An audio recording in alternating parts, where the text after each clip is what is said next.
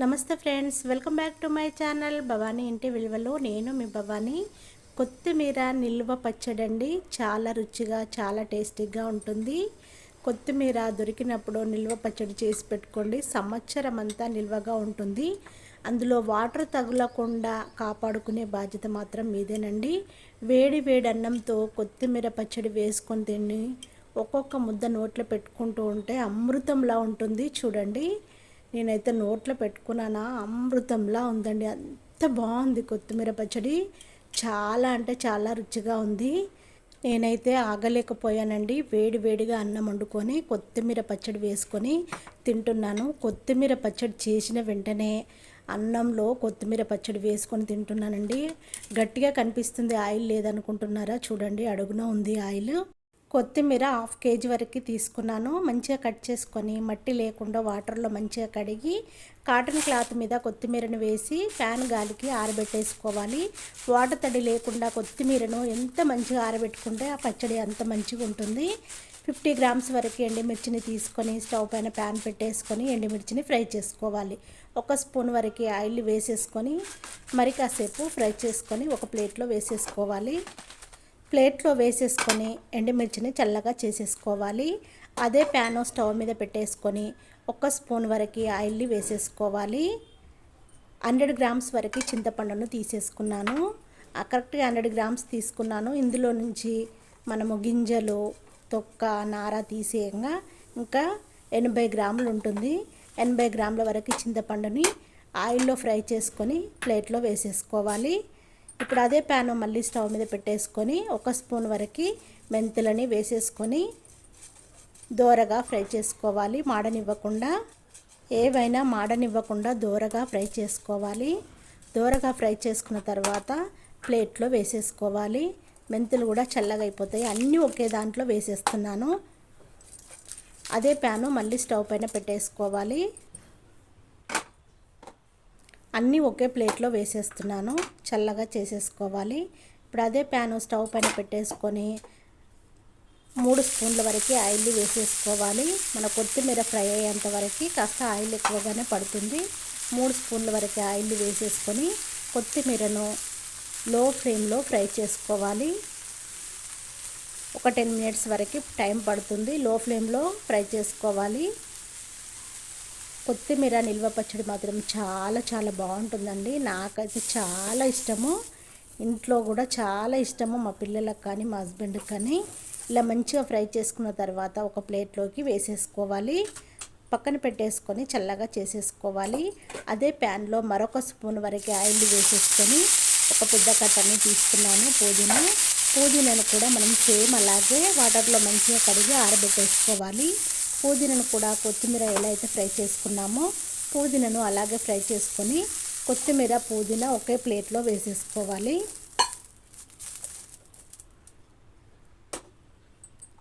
అదే ప్యాను ఇప్పుడు మళ్ళీ స్టవ్ మీద పెట్టేసుకున్నాం కదా, 1 స్పూన్ వరకు జీలకర్రని వేసేసుకోవాలి. 1 స్పూన్ వరకు ఆవాలని వేసేసుకోవాలి. జీలకర్ర, ఆవాలని మాడనివ్వకుండా దోరగా ఫ్రై చేసుకోవాలి. మనం చేసుకుంటున్నది కొత్తిమీర నిల్వ పచ్చడి కదండి.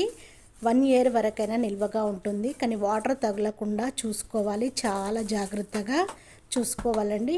అప్పుడే మనకి 1 ఇయర్ వరకైనా ఉంటుంది. కానీ నేను తీసుకుంది 1/2 కేజీ కాబట్టి 1 ఇయర్ నాకు ఉండదండి. తోటలు ఉన్న వాళ్ళకి కానీ ఇంటి దగ్గర నుంచి మీ అమ్మ వాళ్ళు, మీ అత్త వాళ్ళు ఎవరో పంపిస్తారు కదా మీకు కొత్తిమీర, అలా నిల్వ పచ్చడి చేసి పెట్టుకుంటే సంవత్సరం అంతా ఉంటుంది. ఆవాలు, జీలకర్ర ఫ్రై అయిపోయినాయి. ప్లేట్లో వేసేసుకొని ఇప్పుడు చల్లగా చేసేసుకుందాము. కొత్తిమీర, పుదీనా చల్లగా అయిపోయింది. మనం ఫ్రై చేసి పెట్టుకున్న ఎండుమిర్చి, చింతపండు, పోపులన్నీ ఫ్రై అయిపోయాయి. మిక్సీ కప్పు తీసుకొని అందులో వేసేసుకోవాలి. మొత్తము చల్లగా అయిపోయిన తర్వాతనే మిక్సీ కప్పులో వేసేసుకోవాలండి. వేడిగా లేకుండా చూసేసుకోండి. టేస్ట్కు తగినంతగా సాల్ట్ని వేసేసుకోండి. 2 స్పూన్ల వరకు నేను సాల్ట్ని వేసాను. మూత పెట్టేసుకొని మిక్సీ పట్టాను. చూడండి, ఇప్పుడు ప్లేట్లో వేసి చూపిస్తున్నాను. ఎండుమిర్చి, చింతపండు అన్నిటిని మొత్తం మనం మిక్సీ పట్టుకున్న తర్వాత ప్లేట్లో వేసేసుకోవాలి. ఇప్పుడు కొత్తిమీర, పుదీనాను ఫ్రై చేసి పెట్టుకున్నాం కదా, చల్లగా అయిపోయింది. మిక్సీ కప్పులో వేసేసుకొని మూత పెట్టేసుకొని పేస్ట్ లాగా రెడీ చేసుకోవాలి. మెత్తగా రుబ్బి పక్కన పెట్టేసుకోవాలి. చూడండి మెత్తగా రుబ్బుకున్నాం కదా, పక్కన పెట్టేస్తున్నాను. స్టవ్ పైన ప్యాన్ పెట్టేసుకొని ఆయిల్ వేసేసుకోవాలి. వెల్లిపాయలను వేసేసుకోవాలి. ఆయిల్ మంచిగా వేడైన తర్వాత వెల్లిపాయలను వేసేసుకోవాలి. జీలకర్రని వేసేసుకోవాలి. ఆవాలని వేసేసుకోవాలి. రెడ్గా ఫ్రై చేసుకోవాలి. ఎండుమిర్చిని వేసేసుకోవాలి. లో ఫ్లేమ్లోనే ఫ్రై చేసుకోవాలి. 1 స్పూన్ వరకు ఇంగువని వేసేసుకోవాలి. నిల్వ పచ్చడిలో ఇంగువ వేయడం వల్ల చాలా మంచిది. కొత్తిమీర పేస్ట్ అంతా ఆయిల్లో వేసేసుకోవాలి. స్టవ్ లో ఫ్లేమ్లోనే ఉందండి, హై ఫ్లేమ్లో పెట్టద్దు, లో ఫ్లేమ్లోనే పెట్టాలి. కొత్తిమీర పేస్ట్ అంతా వేసేసి మొత్తం మిక్స్ అయ్యేలా కలుపుకోవాలి. గడ్డలా లేకుండా ఆయిల్లో మంచిగా ఫ్రై చేసుకోవాలి. ఆయిల్లో మంచిగా ఫ్రై అయిన తర్వాతనే పచ్చి వాసన లేకుండా ఏమైనా కొద్దిగా పచ్చిగా ఉంటే మొత్తం మంచిగా ఫ్రై అయిపోతుంది, ఆయిల్లో ఉడికిపోతుంది. మంచిగా ఫ్రై అవ్వాలి. ఎల్లిగడ్డ ముద్దను ముందే రెడీ చేసి పెట్టుకోవాలి. ఎల్లిగడ్డ ముద్దని వేసేస్తున్నాను. 1/2 స్పూన్ వరకు పసుపుని వేసేసుకోవాలి. ఎల్లిగడ్డ ముద్ద పసుపు మొత్తం మిక్స్ అయ్యేలా కలుపుకోవాలి.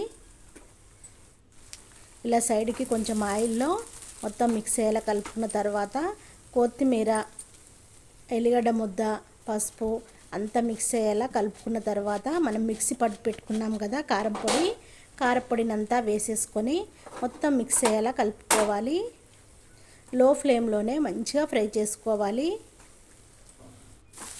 కడాయిలో నుంచి పచ్చడిలో నుంచి ఆయిల్ అంతా సపరేట్ అయ్యేంత వరకు మంచిగా ఫ్రై చేసుకోవాలండి. ఎంత మంచిగా ఫ్రై చేసుకుంటే పచ్చడి అంత టేస్ట్గా ఉంటుంది.